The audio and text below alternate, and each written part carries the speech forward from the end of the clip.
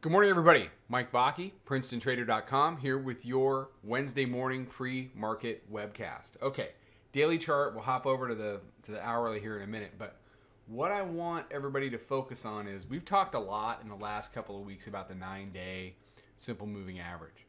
We've talked about it being support all the way back to early February. We hadn't closed below the 9-day simple moving average since right here on February the 2nd.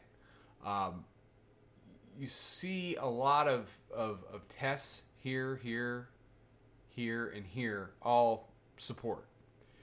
What we've seen, though, yesterday, we saw a slight close below on Monday. Tuesday, the bears did what they needed to do with regard to follow through, and they spent the majority of the day below the 9-day simple. And they've traded in the overnight as low as 59.5. At this point, the green line here, the daily midband, which is basically at 52 and change, 53, that'll continue to rise as the days go on, is open for a test of price. Remember what, for the new folks, we discussed yesterday. How does the ES like to trade? Upper band, middle band, lower band, middle band, upper band. That's the way it likes to roll. The issue has been, we have been trading between the middle band and the upper band. Remember, we rode this middle band throughout the majority of January. It's been trading between the middle band and the upper band for most of 2017. So you can see how we started the year in this really long compression, which came out of another compression in December. So you got compression, just riding that middle band.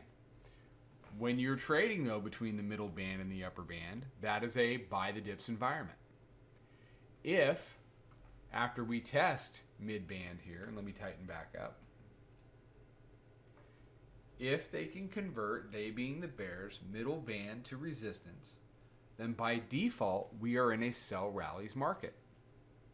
So what does everybody have to do today? Well, the bears just have to keep doing what they're doing. They've converted the 2380 weekly pivot. We've been below that all week long.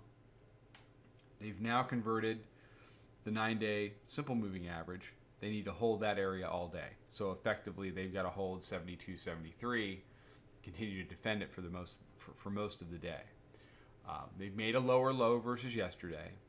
But if the bears are going to be really productive today, they need to spend much more time below, say 63, 64 than they do above it.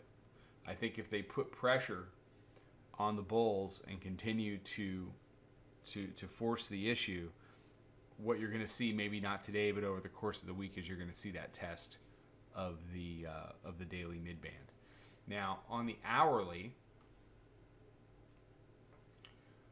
bears are still working on stairs down. I mean, you've got your stairs down. Just past here, I'll widen it out once. Here we go. Stairs going down. I mean, that's, and that's what you want to see. If you're a short, what you want to see is you want to see stairs down. You don't want to see the violent move down that tries to take out basically 2 months of upside, tries to take it all down in one day or 2 days. You know what that's called? That's called election night. And it's very easy to come in and buy that stuff when it gets that stretched. And once the weak shorts get chased out of the pool, then you get, violent rallies.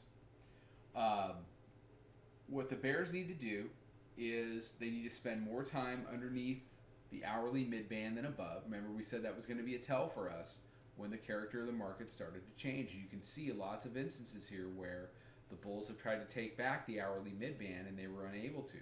Basically all day yesterday, right? They need to continue to make lower lows. And they need to do it gradually, because if they do it gradually,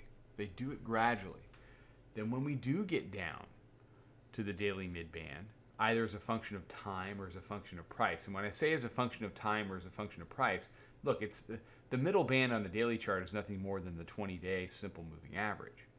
So as lower prices get shed from the back end of those 20 days, the average continues to rise. And unless you see a violent price spike, price is going to meet the daily midband. It's going to meet the 20-day simple moving average, either as a function of time passing or as a function of price continuing to go down to meet it. Either way, it's coming.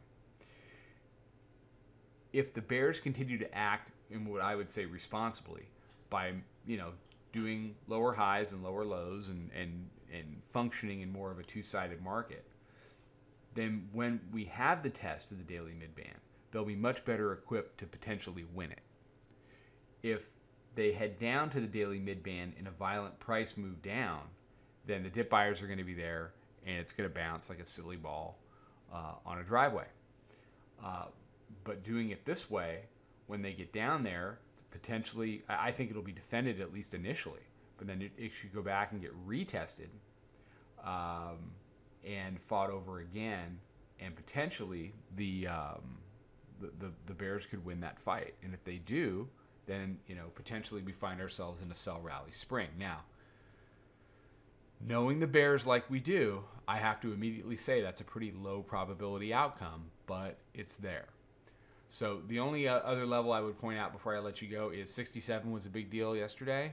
It was potential double bottom, yielded a nice little long, but they want to turn that 67 from support into resistance today.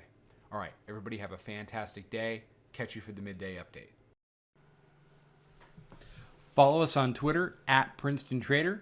Come check out our website, Princetontrader.com, and come take a free trial in our chat room. I'll be back tomorrow morning with another webcast. Trade 'em well, everybody.